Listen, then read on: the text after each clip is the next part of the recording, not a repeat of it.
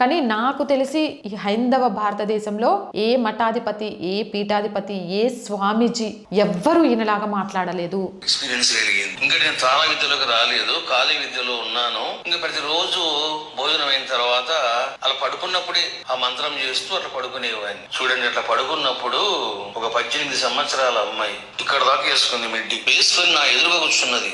ఇంకా అమ్మాయి ఎవరో కాదు, అమ్మవారే కాళీదేవి కూర్చున్నది. ఆమె ఎలా కూర్చున్నది అంటే ఆమె యొక్క అంగం నాకు కనపడుతుంది. నేను ఆమెతో మాట్లాడుతున్నాను. చూసారా, నాకు టెస్ట్ ఇప్పుడు. నేను అమ్మ ముఖం చూస్తానా, చూస్తానా? టెస్ట్ పెడతారు వాళ్ళు.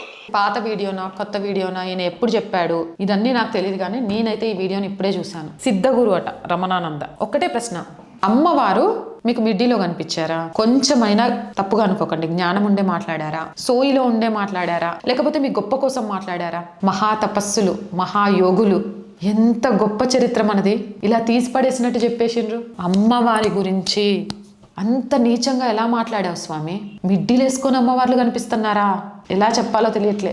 ఘోరంగా దర్శనమిస్తుందని మీరు చెప్పడం నిజంగా దరిద్ర భావజాలం, సనాతన హైందవ ధర్మం మీద కొట్టడం.